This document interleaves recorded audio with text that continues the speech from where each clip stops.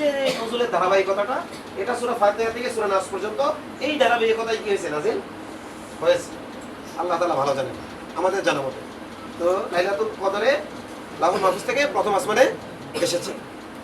এরপরে প্রথম আসমান থেকে দীর্ঘ 23 বছরে রাসূলুল্লাহ সাল্লাল্লাহু আলাইহি ওয়াসাল্লামের কাছে কোরআন আসতে থেকেছে।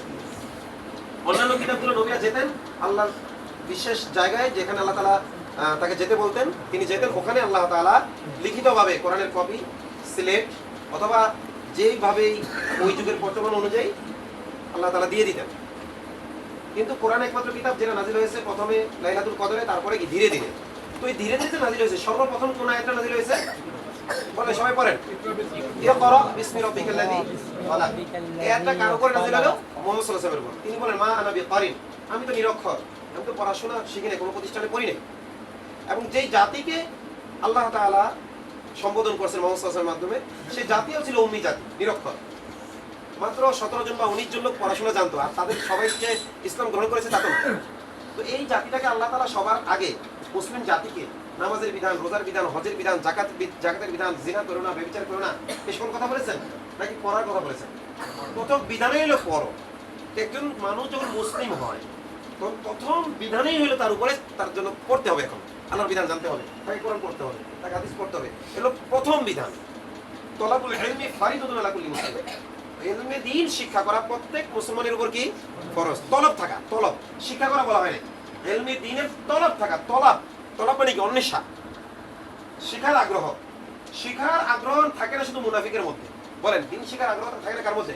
যে আসলে নামে লা ইলাহা ইল্লাল্লাহ বলেছে, মুখে মুখে বলেছে, অন্তর থেকে এটাকে অনুধাবন করে নাই। যার ভিতরে লা ইলাহা ইল্লাল্লাহ প্রবেশ করেছে, আন্তরিকভাবেই সে গ্রহণ করেছে মুহাম্মদুর রাসূলুল্লাহ মানে কি? মুহাম্মদ সাল্লাল্লাহু আলাইহি ওয়াসাল্লাম আল্লাহ তাআলার বার্তাবাহক। তাহলে বার্তাটা সে পড়ে দেখবে না? তাহলে এই বার্তাবাহককে মন থেকে স্বীকৃতি দিয়েছে, সে তো বার্তা পড়ার জন্য কি করবে? মনের ভিতরে আগ্রহটা থাকতে হবে। এজন্য মুহাম্মদ ইবনে আব্দুল ওয়াহাব রাহিমাহুল্লাহ ঈমান ভঙ্গের যে 10টা কারণ উল্লেখ করেছেন, 10 নম্বর কারণ, আমি দেখি এই 10 নম্বর কারণেই বেশিরভাগ লোকের ঈমান নষ্ট হয়।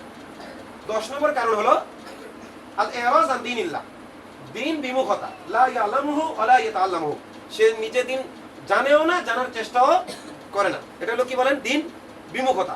এই দ্বীন বিমুখতা কিন্তু কুফরি। কোরআনে আল ইরাজ এই ব্যাপারে অসংখ্য আয়াত নাযিল হয়েছে। একদিন আমি খুঁজতেছিলাম যে কোরআনে কয়টা আয়াত দ্বীন বিমুখতার ব্যাপারে নাযিল হয়েছে, আমি খুব গুণে শেষ করতে পারিনি। ওহম মুরিজুন বারবার আসছে, দ্বীন বিমুখতা। আরবের মক্কার লোকেরা নিজেদের কিন্তু কাফের মনে করতো না, তারা ইব্রাহিম আলাইহিস সালামের অনুসারী দাবি করতো, তারা হজ করতো, তারা সালাত আদায় করতো, তারা যাকাত আদায় করতো, কিন্তু মন গড়া পদ্ধতিতে। তারা রেফারেন্সের সাথে মিলানোর চেষ্টা করতো না। ওই বাপদাদা যেভাবে করে এসেছে ওইভাবেই কি গতানুগতিক ধারায় করতো। ব্যক্তি জীবন, পারিবারিক জীবন পরিচালনা করতো তাদের যুগের সামাজিক রীতিনীতি অনুযায়ী, দিন অনুযায়ী না। শুধুমাত্র ধর্মকর্ম করতো দিন অনুযায়ী, সেটার ভিতরে বিদআত শিরকের সয়লাভ ছিল।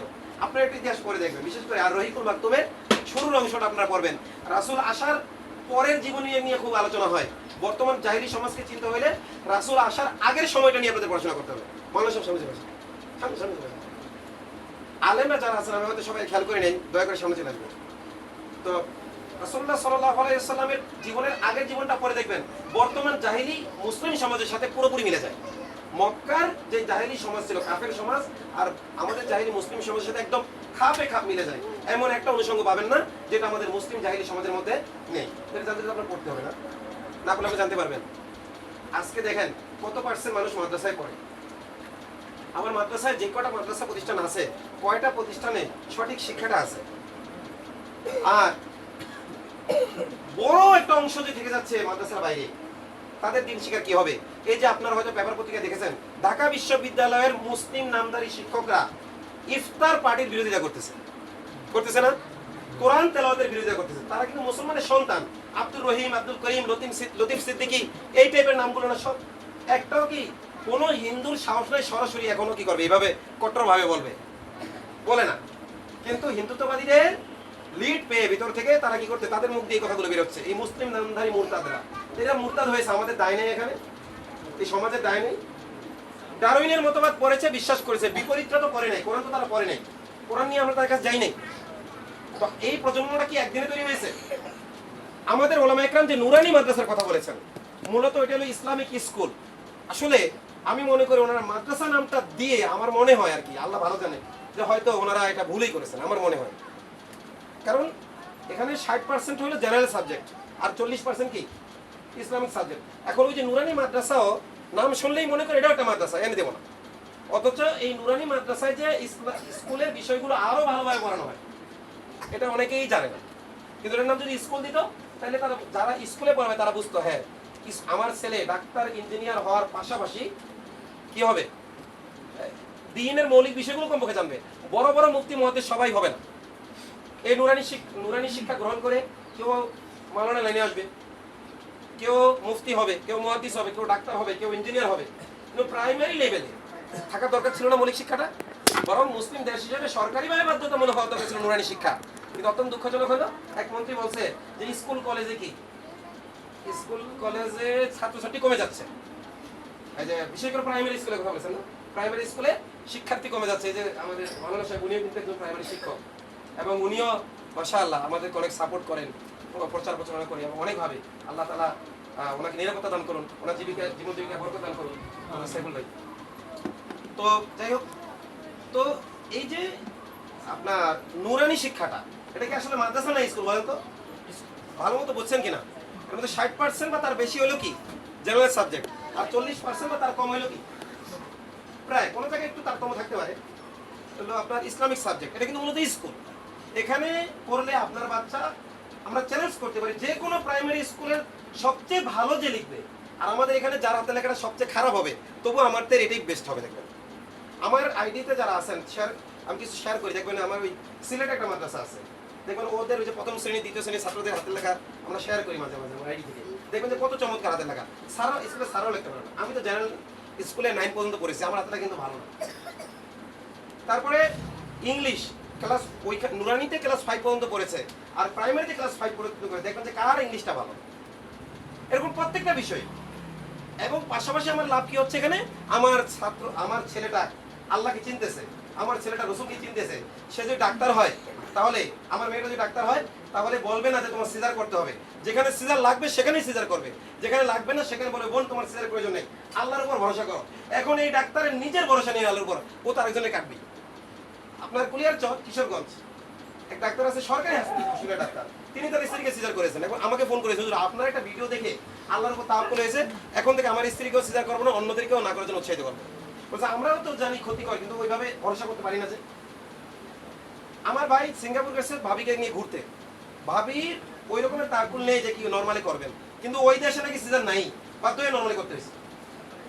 যদিও হাসপাতালে বিল হয়েছে 12 লাখ, কিন্তু এটা হয়েছে কিভাবে? আমি ভাইকে বললাম ভাই আপনি শুকরিয়া আদায় করেন, পেট ক্যান্সার তো রিজেক্ট হয়ে যেত আপনার স্ত্রী, এখন তো আপনার স্ত্রী তো সুস্থ আছে, 12 লাখ গেছে 24 লাখ গেলেও আপনি আলহামদুলিল্লাহ এটা আপনার শুকরিয়ার বিষয়, এটা নরমালি হয়েছে, বাকিগুলো ইনশাআল্লাহ নরমালি হবে।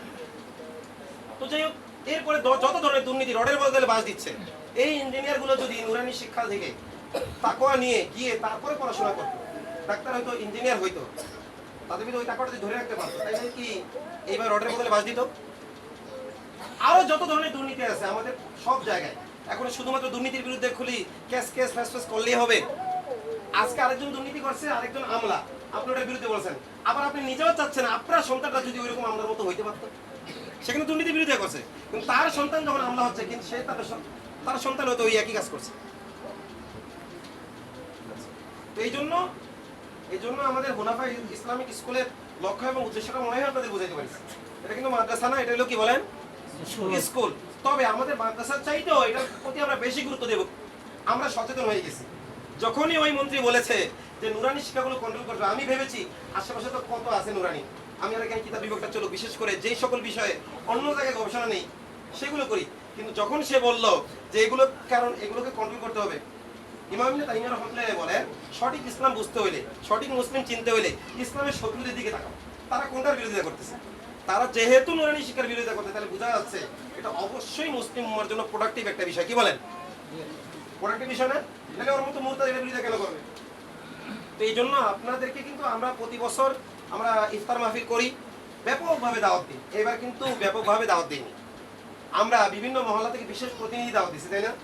তো আমরা কিন্তু বেছে বেছে প্রতিনিধি দাওয়াত দিয়েছি। সবাইকে হয়তো তাড়াহুড়ার কারণে দিতে পারিনি, আমি সফরে ছিলাম, সফর থেকে আসছি, আবার আমি সামনে এতেকাফে বসবো, আপনাদের জন্য দাওয়াত রইলে এতেকাফে বসবেন আপনারা যার যার মসজিদে ইনশাআল্লাহ, চাইলে আমাদের এখানে আসতে পারেন।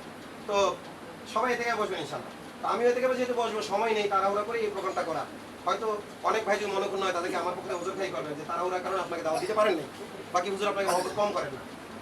এই জন্য আমি আপনাদের প্রতি হাইলি রিকোয়েস্ট করবো যে আপনারা আমার থেকে যে কথাগুলো শুনলেন, হয়তো অনেকে আমার চাইতে আরো ভালোভাবে উপস্থাপন করতে পারবেন।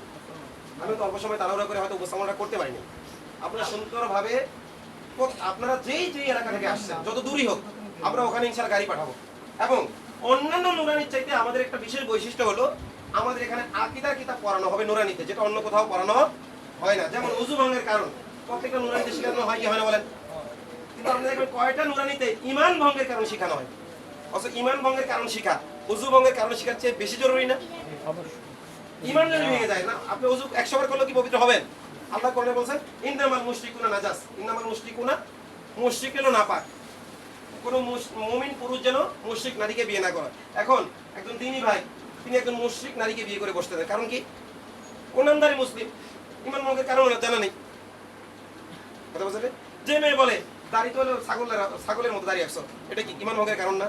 এখন ওই মেয়েটা যদি জানতো এটা ঈমান ভঙ্গের কারণ, তাহলে কিন্তু বলতো। মানে ঈমান ভেঙে যাওয়াটাকে কিন্তু সবাই ভয় করে, কারণ ঈমান ভেঙে গেলে স্বামী স্ত্রী তালাক হয়ে যায়। কি বলে? ঈমান ভেঙে গেলে কি হয়ে যায়? তালাক দেওয়া লাগে না, ওটা হয়ে যায়। এজন্য মানুষ এটাকে অন্তত ভয় করে কিনা। তো আরো অনেক বিষয় আছে যেগুলো জানা অত্যন্ত জরুরি, অত্যন্ত জরুরি।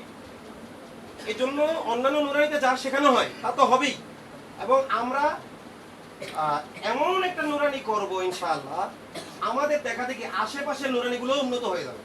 কারণ আমাদের এখানে যখন ভালো পড়াশোনা হবে, তখন ওদের কাছে যাবে গার্জিয়ানরা যে এখানে এইভাবে হচ্ছে, তাহলে আপনারা কেন এটা করতেছেন না? তখন প্রতিযোগিতা করবে কিনা?